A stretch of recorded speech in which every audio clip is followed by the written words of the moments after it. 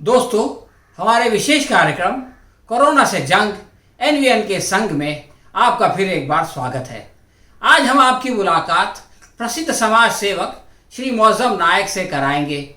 ये दिल्ली में एक ह्यूमन वेलफेयर ट्रस्ट नाम का संगठन चलाते हैं, जिसके द्वारा समाज कल्याण पर हर साल करोड़ों रुपए खर्च किए जाते हैं। आज हम इस कार्यक्रम में कोरोना के बारे में उनके दिल की बात सुनेंगे।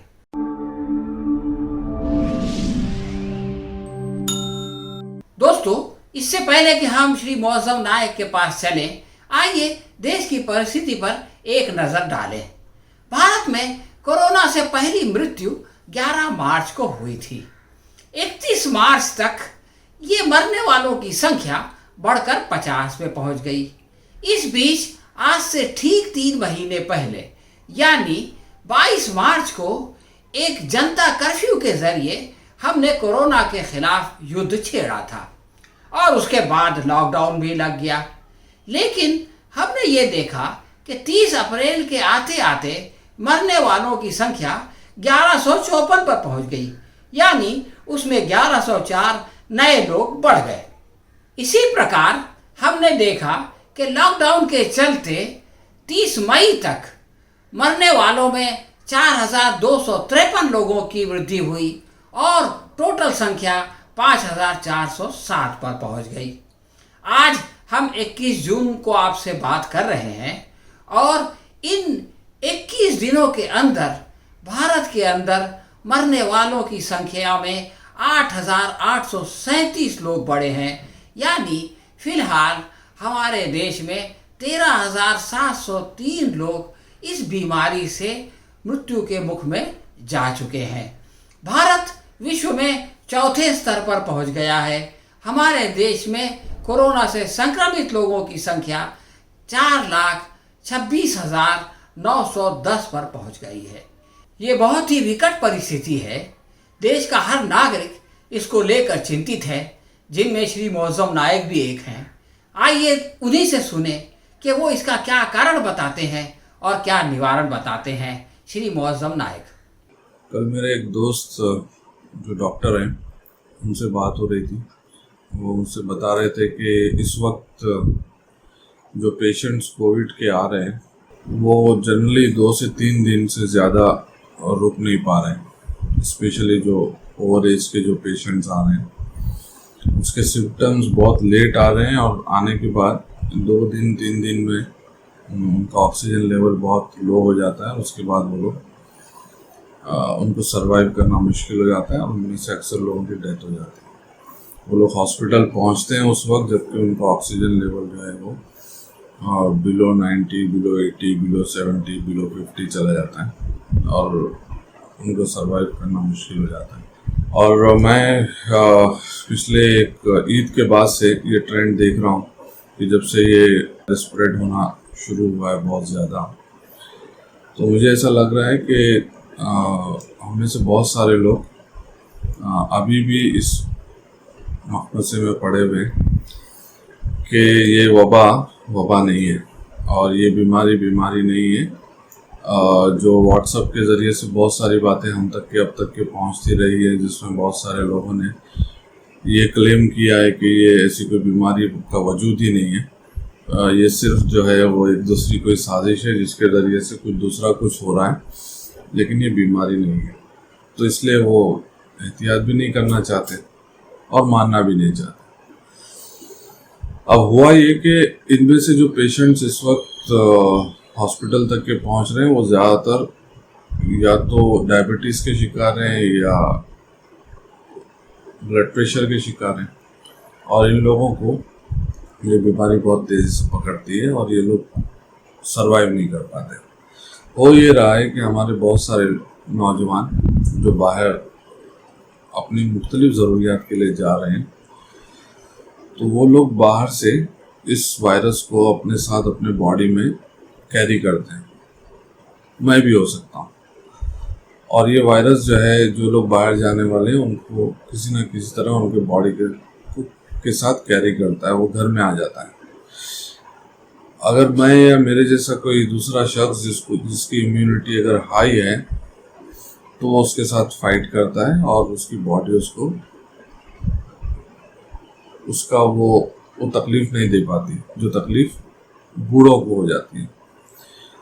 नतीजे में होता ये है कि वो नौजवान अपने घरों में अपने बूढ़ों तक के इस वायरस को पहुंचा देते हैं। चूँकि एक घर होता है, हमारे घरों में सोशल डिस्टेंसिंग, क्वारंटाइन, ये सब चीज़ों को बहुत बुरा माना जाता है और उसके नतीजे में उनके बड़े जो है वो उस इन्फेक्शन को कर लेते हैं और फिर उसके बाद उनमें से कुछ लोग जो है जिनकी इम्यूनिटी बहुत वीक होती है वो इस स्टेज पे चले जाते हैं। मेरा तो इस वक्त मामला ये है कि मैं जिस दिन सुबह अपना मोबाइल ऑन करता हूँ तो मुझे कोई ना कोई इस किस्म का मैसेज नज़र आता है कि आज इसके वालिदा, इसके नानी, इसकी अम्मा, उसके खाला या कोई फला बुजुर्ग जो है वो उनका इंतकाल हो गया। और जो लोग इस बात को नहीं मान रहे हैं वो सब लोग ये कह रहे हैं कि वो नेचुरल डेथ है, क्योंकि उनकी एज हो गई थी तो उनका इंतकाल हो गया, उनको पहले से बीमारी थी।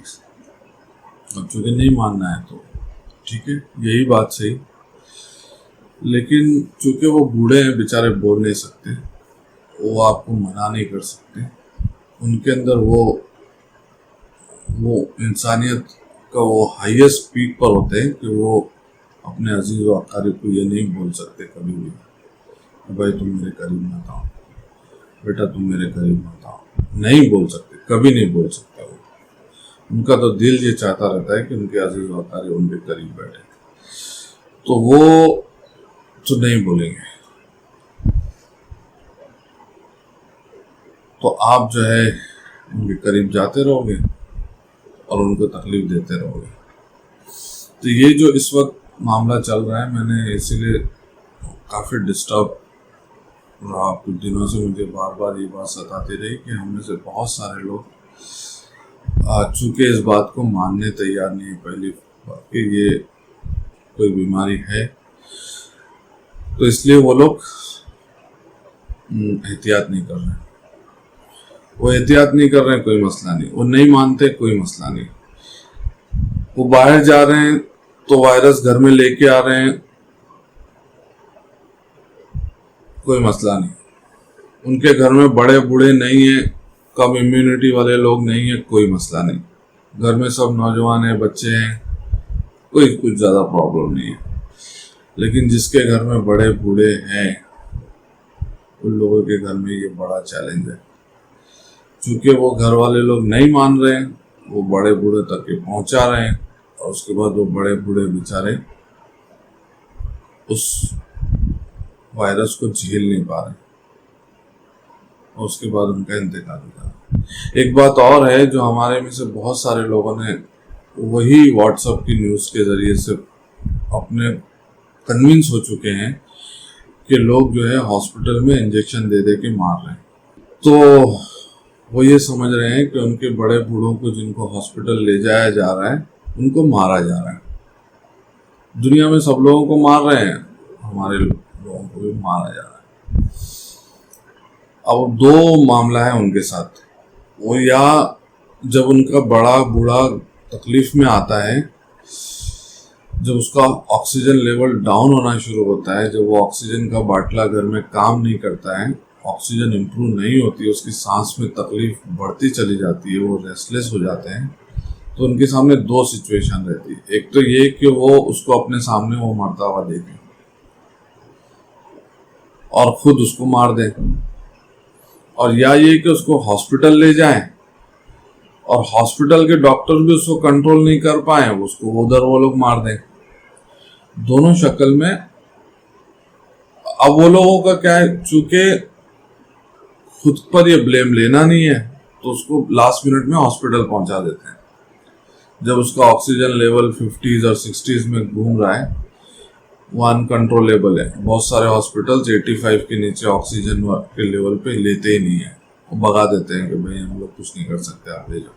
लेकिन जो जानने पहचानने वाले कॉन्टैक्ट वाले हॉस्पिटल के लोग निकलते हैं, कुछ डॉक्टर्स ले लेते हैं कि भैया तसल्ली हो जाएगी, चलो ले लो, कुछ हो सकता है 1% चांस है, उसमें वो लोग भी बचा नहीं पाते और उसके नतीजे में 2-3 दिन में, 5 दिन में, 8 दिन में, 10 दिन में वो पेशेंट जो है वो दुनिया से चला जाता है।